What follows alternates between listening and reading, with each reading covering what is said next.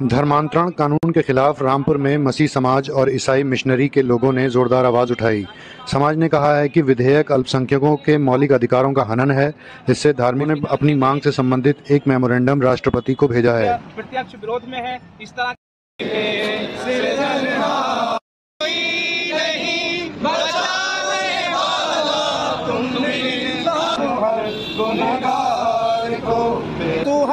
गुनहगार को घायल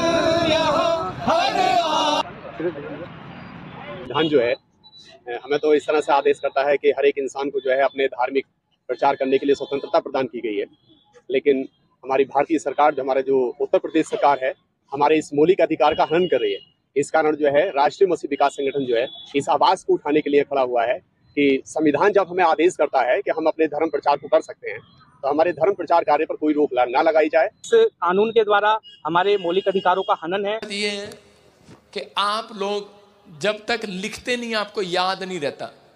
मैं 2 बार सुन रहे हो यीशु मसीह ने क्या किया, लिखे हुए पर जोर दिया।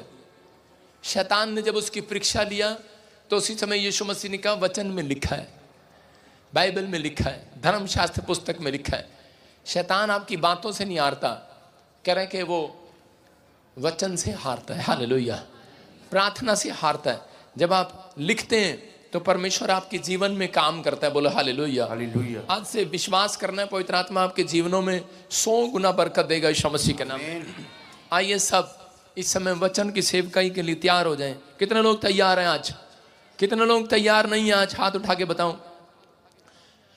पवित्र आत्मा जी, मैं प्रार्थना करता हूं तेरा वचन जब खुले, पवित्र आत्मा जी आज मेरे पिता परमेश्वर इनका दिल खुले, और इनका दिल खुले तो तेरी मुट्ठी खुले, आकाश खुले, स्वर खुले, और इसी समय जो ये मांग रहे हैं इनको मिले आज यीशु मसीह के नाम में। बोलो आमीन। आपके सिंपल तरीके से आपको समझ में आया।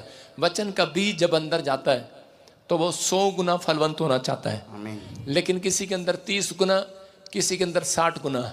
जो विश्वास नहीं करते उनके अंदर 30 गुना, 60 गुना, 100 गुना होगा।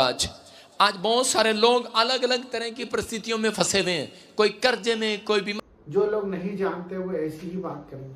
हमारे परमेश्वर ने हमें शिक्षा दी है कि हमें शांत रहना है।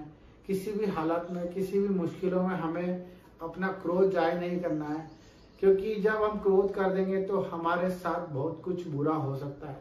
परमेश्वर ने हमें शांति का परमेश्वर दिया है, क्योंकि हम लोग जब प्रार्थना सभाएं लगाते हैं, जब प्रार्थनाओं में जाते हैं, वहां पे हमें गुप्तों में जाके प्रार्थना करनी पड़ रही है। उसका मुख्य कारण क्या है, इस पे हमें गौर करना है। और क्यों ऐसा हो रहा है? क्योंकि हमारा परमेश्वर कोई ऐसा परमेश्वर नहीं है जिसे हम बोलने में शर्माएं। हमारा परमेश्वर ऐसा परमेश्वर नहीं है कि उसके कोई दाग है जिसे हम छुपा रहे हैं। हमारा परमेश्वर कोई ऐसा नहीं है जो कुछ अनर्थ कर कर रखा हुआ है कि हम उस वजह से आज गुप्त स्थानों में जाके प्रार्थना करते हैं। हमें प्रार्थना करनी है, हम दिल खोल के सबके लिए प्रार्थना कर सकते हैं। जब हम इस चीज को अपने अंदर डाल देंगे कि अपने पड़ोसी को बताते हुए हमें झिझक ना हो, हमें कोई खौफ ना हो। जब हम बंद कमरे में किसी चीज को करते हैं तो लोगों की शंका जाहिर होती है। हमें परमेश्वर की बातों को सुनना तो है, परंतु उसे बयां करना भी आना चाहिए।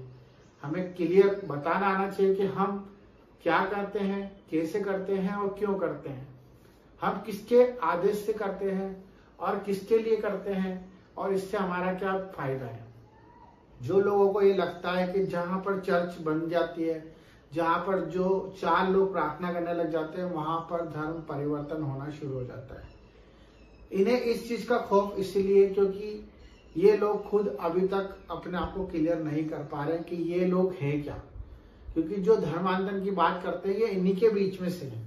मैं आपको आज मैं बताता हूँ इसका मुख्य जड़ क्या होता है कि जब हम चर्चेस में प्रार्थना करते हैं, वो अधकच्चे ज्ञान लेके हमारे पास से चले जाते हैं, और जो लोग परमेश्वर को नहीं जानते वो जाके बाहर ये बता देते हैं कि हमें ये बोला गया कि हमें मूर्ति पूजा नहीं करनी है, हमें किसी के आगे दंडवत नहीं करना है, हमें इससे बात नहीं करनी है, हमें बुराई में नहीं जाना है।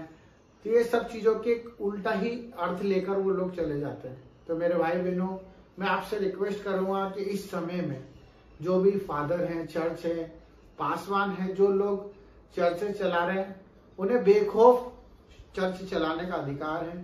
सरकार भी उन्हें रोक नहीं सकती, किसी भी तरह का उन्हें कोई प्रकोप उनके ऊपर कोई असर नहीं कर सकता, और वो ये खुद भी जानते हैं कि इस चीज का कोई असर नहीं होगा।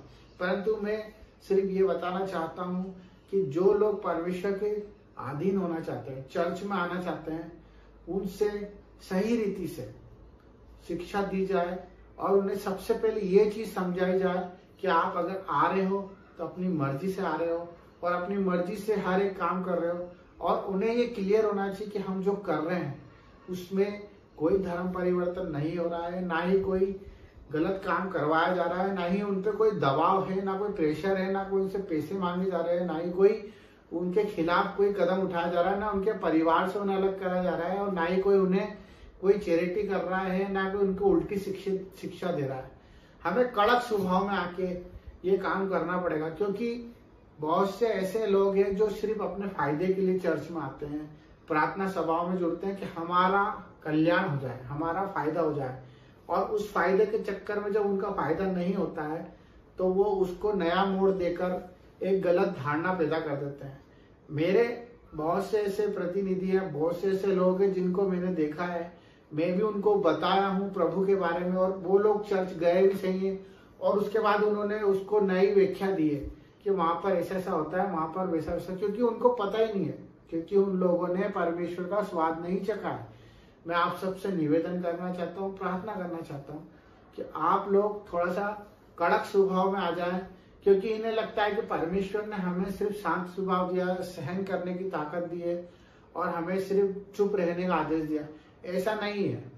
हमें सच के लिए प्रभु ने बोलने के लिए कहा है कि हम सच बोलने से ना घबराएं, हमें अच्छे लोगों की संगति में रहना है।